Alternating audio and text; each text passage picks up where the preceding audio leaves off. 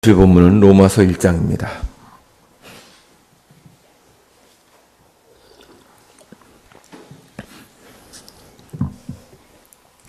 로마서 1장 8절부터 17절까지입니다.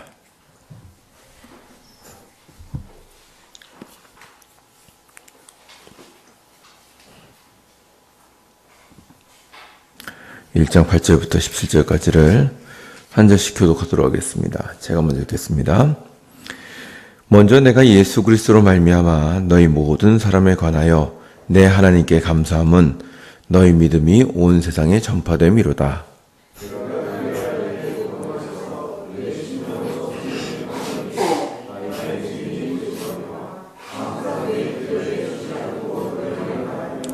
어떻게 하든지 이제 하나님 뜻 안에서 너희에게로 나아갈 좋은 길 얻기를 구하노라.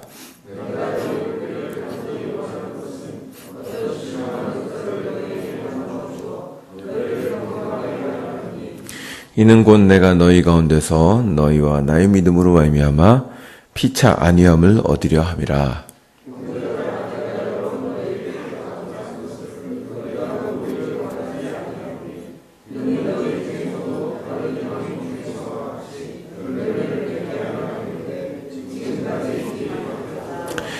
헬라인이나 야만인이나 지혜 있는 자나 어리석은 자에게 다 내가 빚진 자라.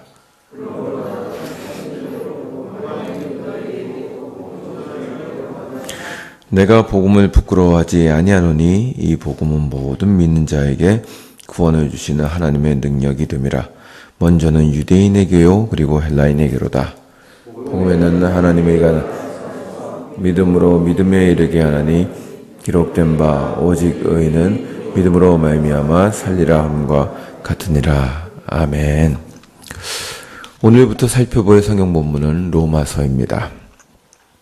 로마서는 바울이 기록한 13편의 서신서들 중에서 역사적으로 가장 많이 읽히며 무엇보다도 교회에 가장 큰 영향을 끼친 서신입니다. 로마서에 대한 가장 전통적인 견해는 이 서신을 기독교 교리를 집약 정리한 서신이라고 보는 것입니다. 이러한 견해의 근거는 로마서 1장부터 11장까지는 교회의 구원론에 대해서 잘 정리되어 있고 12장부터는 성도들의 삶에 대해서 설명하고 있기 때문입니다. 로마서는 성도들의 구원과 삶을 잘 정리한 서신입니다. 특별히 우리 개신교가 핵심으로 가지고 있는 이신칭의, 즉 믿음으로 말미암아 구원을 얻는다는 내용을 전면에 잘 소개하고 있습니다. 이런 면에서 로마서를 이루고 있는 중요한 한 기둥은 구원에 관한 교리라고 할 수 있습니다. 그러나 동시에 로마서를 보면서 놓치지 말아야 할 것은 사도 바울께서 로마 교회에 이 편지를 쓸 때 당시 로마 교회에 어떤 문제가 있었기 때문에 쓰셨다는 것입니다. 그리고 그 교회의 문제를 신학과 신앙으로 잘 극복하고 정리하기 위해서 쓴 서신이 로마서라는 사실입니다. 그 문제를 극복하면서 구원에 관한 설명이 나오고 있는 것입니다. 그러므로 이 로마 교회 상황을 잘 이해한다면 로마서의 내용이 더욱 잘 이해될 수 있을 것입니다. 오늘은 서론격으로 그것을 좀 살펴보도록 하겠습니다. 왜 바울이 로마서를 썼는가 하는 것입니다. 로마서는 사도 바울이 로마에 거주하고 있는 성도들에게 보낸 서신입니다. 이 서신으로 인하여 우리는 당시 로마에도 그리스도인들이 존재하고 있었다는 사실을 알 수 있습니다. 그렇다면 로마 교회는 언제 어떻게 세워졌을까? 분명한 사실은 이방인의 사도인 바울이 세우지는 않았다는 것입니다. 바울은 나중에 로마로 체포되어 갈 때까지 로마에 간 적이 없습니다. 또한 바울은 목회 방침상 다른 사람이 복음을 전한 곳 위에 교회를 세우지 않으려고 하였습니다. 그러므로 로마서에서 바울이 그들에게 복음을 전하기를 원한다고 한 데서 그가 처음에 로마에서 교회를 세우지 않았다는 사실을 알 수 있습니다. 그렇다면 어떻게 로마의 교회가 세워질 수 있었을까요? 가장 일반적인 견해는 사도행전 1, 2장에 기록된 오순절 성령 강림 때 로마로부터 와서 예루살렘에 머물고 있던 경건한 유대인들이 사도들의 복음을 듣게 되었을 것이라고 추측합니다. 그들이 회심한 후에 로마로 돌아가서 교회를 세웠을 것입니다. 이 의견이 초대교회 교부들에 의해서도 어느 정도 인정을 받고 있습니다. 만약 그렇다면 로마 교회는 어느 사도나 전도자에 의해서 세워진 것이 아니라 로마에 살고 있었던 기독교 유대인들에 대해서 자체적으로 세워졌을 것입니다. 그렇다면 로마 교회의 상태가 어떠했길래 바울이 이 편지를 썼을까요? 대부분 사도들이 어느 교회에 편지를 썼을 때는 그 교회에 문제가 발생했기 때문에 쓴 것입니다. 로마 교회는 갈등이 있었던 것으로 보입니다. 그 갈등은 처음에 복음을 듣고 로마 교회를 세우게 된 유대인 기독교인들과 당시 로마에 거주하고 있으면서 후에 교회에 들어온 이방인 기독교인들 사이에 있었던 것입니다. 아마도 처음에 로마 교회에는 당연히 유대인 기독교인들이 많았을 것입니다. 기독교 초기에 복음이 전파되는 중요한 장소는 유대인의 회당이었습니다. 복음을 들은 유대인들이 회당에 들어와서 자신들의 동족들에게 복음을 전파한 것입니다. 이것은 사도행전에도 보시면 바울의 사역에서도 똑같은 어떤 방법을 되풀이합니다. 바울은 어느 지역을 가든지 간에 먼저 유대인을 찾았습니다. 그리고 그들의 회당에 들어가서 복음을 전했습니다. 왜냐하면 하나님의 나라를 오랜 시간 기다린 것은 1차적으로 유대인들이었기 때문입니다. 그들은 메시아의 오심을 먼저 알아야 할 권리가 있었습니다. 그렇게 처음에 복음은 회당을 통해서 유대인들에게 전파되었을 것이나 후에 복음을 들은 이방인들, 헬라인들이 교회 안에 들어오게 되었습니다. 결국 로마 교회는 유대인 기독교인들과 헬라인 기독교인들이 한 공동체를 이루고 있었습니다. 그래서 오늘 본문을 보시면 본문 1장 16절을 보아도 이 서신을 받는 청중을 유대인과 헬라인으로 상정하고 있다는 사실을 알 수 있습니다. 16절을 제가 읽어보겠습니다. 내가 복음을 부끄러워하지 아니하노니 이 복음은 모든 믿는 자에게 구원을 주시는 하나님의 능력이 됨이라. 먼저는 유대인에게요 그리고 헬라인에게로다. 이 표현이 14절에도 동일하게 있습니다. 헬라인이나 야만인이나 지혜 있는 자나 어리석은 자에게 다 내가 빚진 자로다. 그러니까 지금 바울은 유대인과 헬라인을 같이 이렇게 머릿속에 상정하고 이 서신을 쓰고 있습니다. 그런데 이렇게 유대인과 헬라인이 한 교회에 있다고 할지라도 아마 유대인들이 많았을 겁니다. 그런데 그 후에 로마 교회에 영향을 미치는 역사적인 사건이 하나 생겼습니다. 그게 뭐냐면 주후 49년경에 클라우디우스 황제라는 로마 황제가 수도 로마에 있는 유대인들을 대거 추방하는 사건이 벌어졌습니다. 다신이 아닌 유일신을 섬기고 로마에 비협조적으로 보였던 유대인이 로마인들에게는 전혀 달갑지 않게 보였습니다. 특히나 유대인들이 일으키는 잦은 소요 사태를 빌미로 해서 로마에 있는 유대인들을 추방하였습니다. 아마 이 일로 인하여 로마 교회 안에 있는 교회의 공동체의 성격이 크게 바뀌게 되었을 것입니다. 그전에는 교회의 대다수를 차지하고 있었던 유대인들이 다 빠져나가고 되려 이방인들이 이제 로마 교회의 대다수를 차지하게 된 것입니다. 이것이 공동체의 분위기를 크게 바꾸었을 것입니다. 5, 6년 후에 클라디우스 황제가 죽은 후에 유대인 기독교인들이 로마로 돌아왔을 때 이 변한 로마 교회에 적응하지 못하고 이방인 기독교인들과 하나로 섞이지 못하고 계속해서 충돌하는 일이 발생했던 것입니다. 이러한 문제들은 로마서 14장에 나타난 나를 지키는 문제 또는 고기를 먹는 문제로 나타나게 되었습니다. 그리고 이런 문제들이 나타날 때마다 유대인 기독교인들과 이방인 기독교인들 사이에 대립하는 양상이 나타났을 것입니다. 아마도 바울은 이런 로마 교회의 문제들을 로마 안에 있는 동료와 친구들을 통해서 알 수 있었으리라고 봅니다.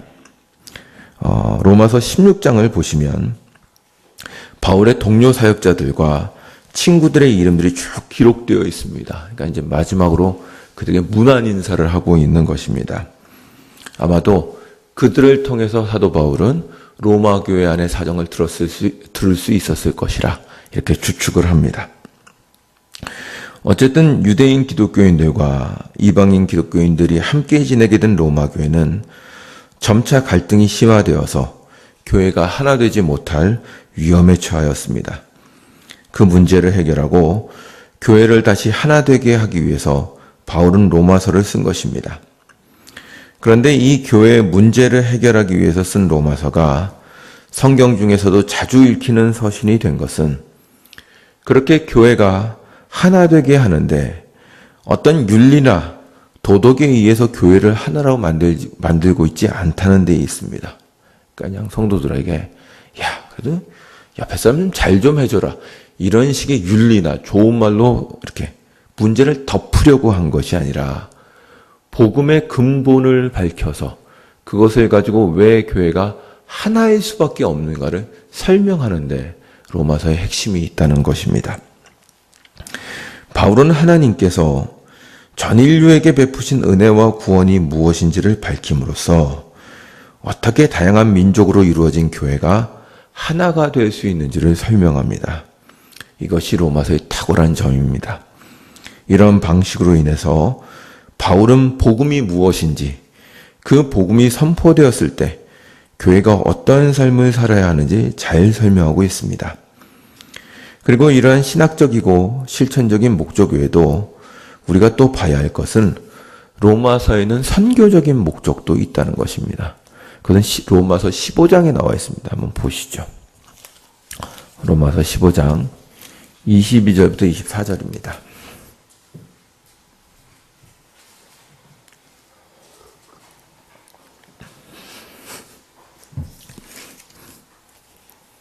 (22절) 15장 22절부터 24절을 다 같이 읽겠습니다. 시작. 그러므로 또한 내가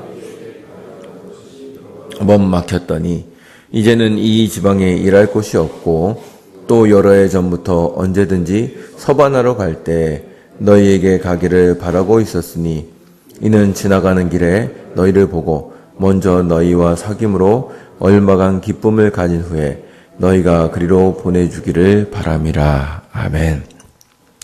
여기 보시면 바울의 선교 계획이 나와 있는데 서바나, 즉 스페인 선교를 지금 계획하고 있습니다. 그러니까 이렇게 주석들을 보시면 이 당시에 땅끝까지 복음을 전한다 할 때 그 땅끝은 대부분의 사람들이 스페인으로 생각하고 있었다는 겁니다. 그러니까 이제 바울이 생각할 때는 난 죽기 전에 꼭 한번 스페인에 가서 선교를 하고 싶다는 마음이 있었다는 거죠. 이것은 이제 사도행전에서는 나타나지 않습니다만 아마도 이제 바울이 1차 투옥 이후에 3차 선교 여행 때 스페인에 갔다 온 것으로 우리는 추측하고 있습니다.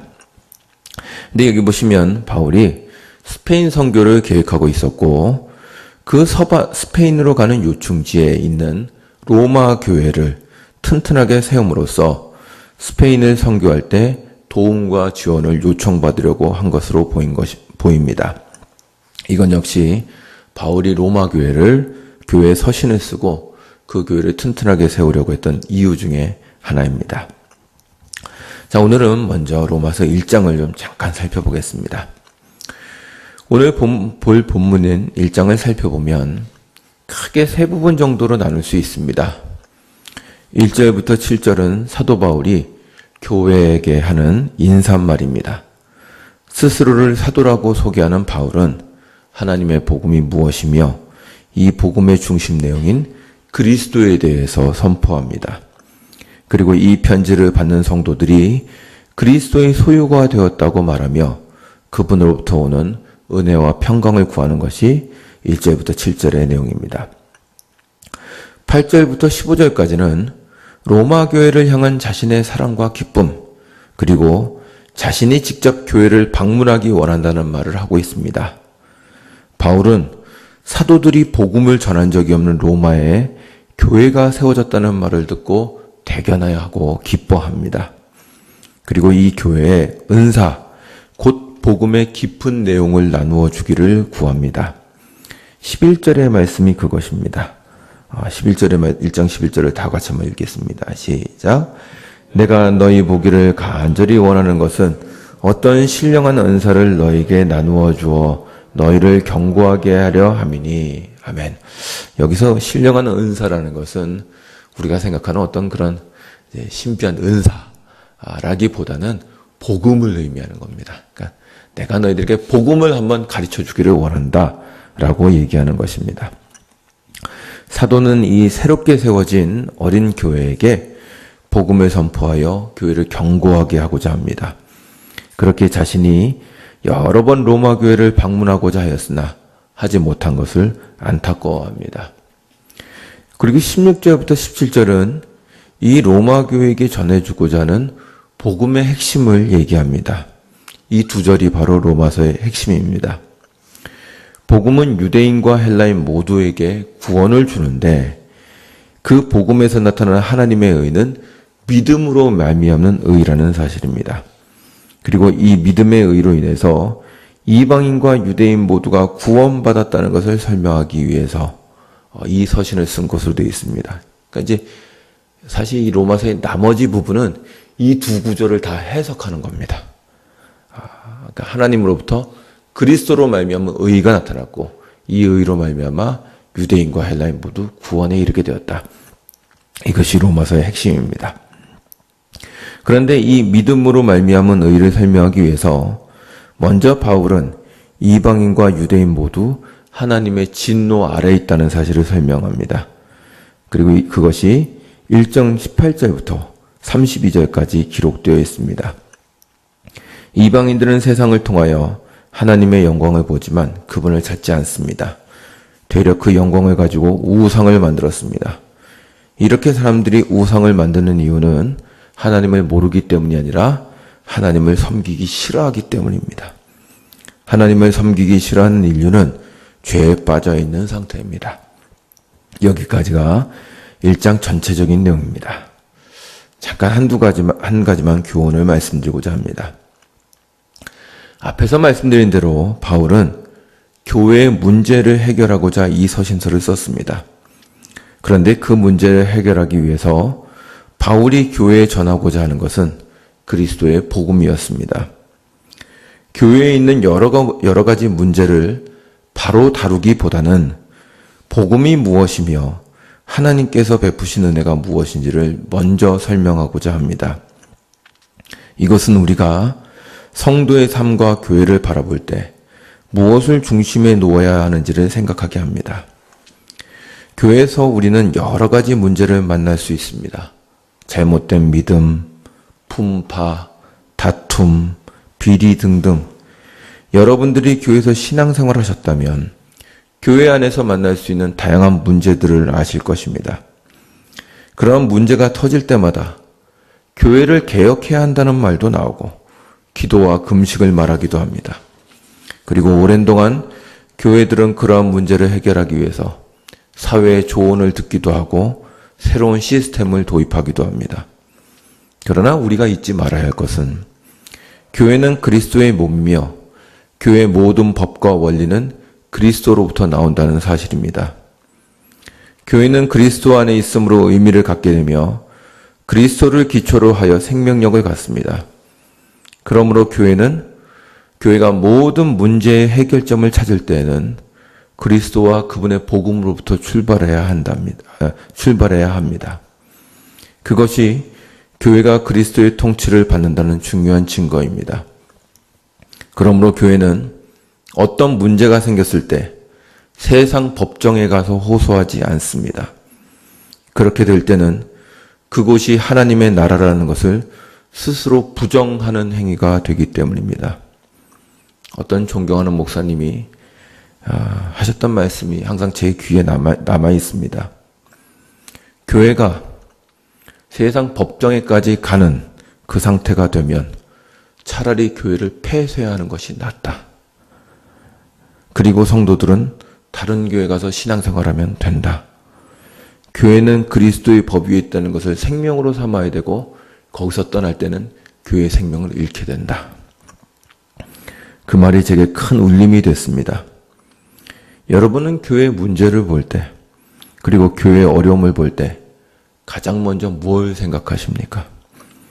교회는 복음을 회복하여 자신을 회복하는 곳입니다. 우리의 왕이시며 머리이신 그리스도께서 원하시는 것이 무엇인지 밝히고 그것이 선포될 때 그 앞에 머리를 숙일 줄 아는 것이 성도와 교회됨의 증거일 것입니다. 그분의 양은 그의 말씀을 듣습니다. 한국교회는 이 머리 되신 그리스도의 복음을 회복하고 다시 한번 확인해야 됩니다. 그리고 그곳에서부터 문제를 풀어나가야 됩니다. 그렇지 않으면 하나님 나라의 생명을 잃게 됩니다. 그때 그리스도의 놀라운 은혜와 섭리가 나타나게 될 것입니다. 다 같이 기도하시겠습니다.